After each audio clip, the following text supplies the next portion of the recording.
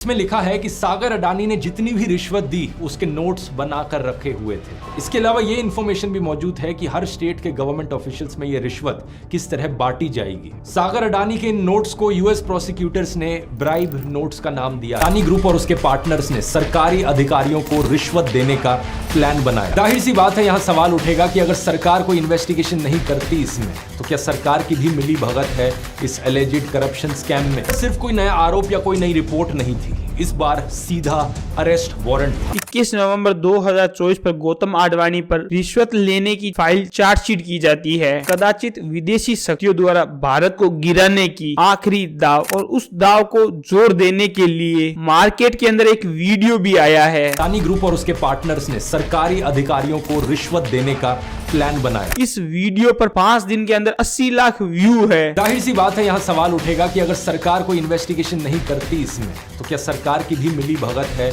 इस alleged corruption scam में? और इस वीडियो के अंदर भर भर कर अच्छे झूठ बोले गए हैं। बड़े बड़े हाईवेज बनाना और ये कार बेस्ड इंफ्रास्ट्रक्चर बनाना हमारे शहरों में, मैं इसके सख्त खिलाफ रहा हूं। भारत को पीछे धकेलने के लिए इस व्यक्ति की एकमात्र वीडियो नहीं है। आखिर क्यों ये भारत की मार्केट को गिराना चाहता है और जॉर्ज सोरोस जैसे लोगों को ये बचाने की बातें बोलते हैं। यूएस के अंदर गौतम अडानी के ऊपर चार्जेस लगाए गए हैं सोलर पावर प्रोजेक्ट लेने के लिए। भारत के सरकारी तंत्र को पैसा खिलाया, यानी कि सरल शब्दों के अंदर रिश्वत दी। इस रिश्वत देने का आरोप 665 बिलियन डॉलर है और 2020 से 2024 तक कथित रूप में दिया गया था। जैसे ही ये आरोप लगाए गए थे तो अडानी ग्रुप ने इन सारे आरोपों को बकवास बोल दिया और इन आरोपों से कुछ भी प्रमाणित नहीं हुआ था। और इस बात का ध्यान भी रखा गया था जब हिडेनबर्ग रिपोर्ट आई थी, उसमें भी आरोप लगाए गए थे लेकिन कुछ भी प्रमाणित नहीं हो पाया था। और जैसे ही सेबी ने इन पर जांचें की थी तो क्लीन चिट मिली थी अडानी को, जिसे सुप्रीम कोर्ट ने भी बैक किया था। पर गौतम अडानी के ऊपर एक वीडियो लगातार से वायरल हो रहा है, झूठ से भरा हुआ व गलत इंफॉर्मेशन से भरा हुआ। केवल 20,000 करोड़ रुपए की रिश्वत दी अडानी ने। सिर्फ कोई नया आरोप या कोई नई रिपोर्ट नहीं थी,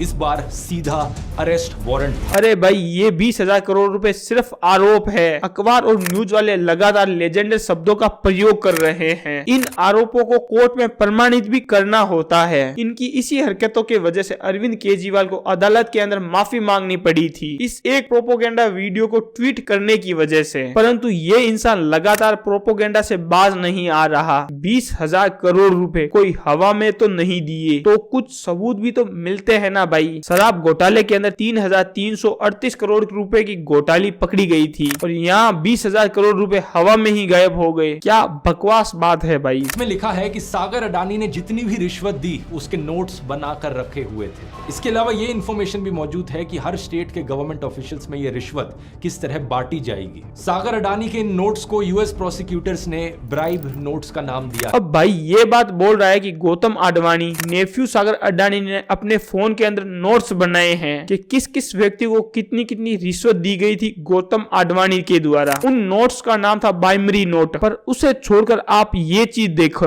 यूएस डिपार्टमेंट ऑफ जस्टिस के अनुसार सागर अडवाणी पर बाइमरी चार्ज को सारा का सारा इनकरेक्ट बताया था। आगे देखिए भाई ने क्या कहा। लिखा गया है कि सागर अडानी और एज्योर के सीईओ रंजीत गुप्ता ने इस प्रोजेक्ट में हो रही डिलेस को डिस्कस किया और व्हाट्सएप पर इस बारे में बातचीत की। कुछ एग्जैक्ट व्हाट्सएप मैसेजेस का यहाँ पर जिक्र किया गया है, जैसे कि 24 नवंबर 2020 को एज्योर के सीईओ रंजीत गुप्ता ने कहा कि लोकल पावर कंपनीज को मोटिवेट किया जा रहा है। इस पर सागर अडानी ने जवाब दिया, yup but the optics are very difficult. ये बात भी समझ नहीं आती और आर्टिकल कवर करना भी मुश्किल हो रहा है। यदि व्हाट्सएप चैट लिख दिया तो इसे भ्रष्टाचार का प्रमाणित कर दिया गया। किस बारे में बात हो रही है ये सही से क्लियर भी नहीं हो पा रहा। ये सारी की सारी चैट गायब है। और आगे यह भी कहा गया कि यूएस के अंदर अडानी के ऊपर वारंट जारी कर दिया गया है। इंडाइटमेंट में लिखा है कि लगभग 2029 करोड़ रुपए की कुल मिलाकर रिश्वत दी गई। यह वही वारंट है जिसमें अभी तक यूएस ने भारत को कोई भी जानकारी नहीं दी है। फिर ध्रुव राठी को दिल्ली की कोर्ट के अंदर एक संबंध जरूर दिया।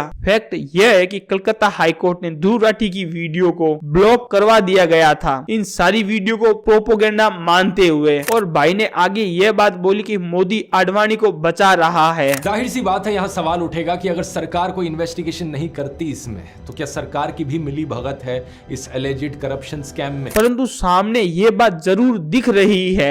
हिंडनबर्ग के मामले में देश का सर्वोच्च न्यायालय अध्यक्षता में अडवाणी के ग्रुप के ऊपर जांच चली थी। उस जांच में रिपोर्ट सबके सामने आई थी। कोई भी विपक्षी दल उसके अंदर गलती भी नहीं निकाल पाया था। इसके द्वारा नैरेटिव भी बनाया जा रहा है। आप सब लोगों को क्या लगता है कि अडानी ग्रुप सही है या गलत? आप लोग मुझे कमेंट सेक्शन के अंदर जरूर जवाब दें, मैं सबके रिप्लाई करूंगा। बाकी 10,000 लाइक पूरे करने के लिए आप सब लोगों की जरूरत जरूर पड़ती है। जय हिंद।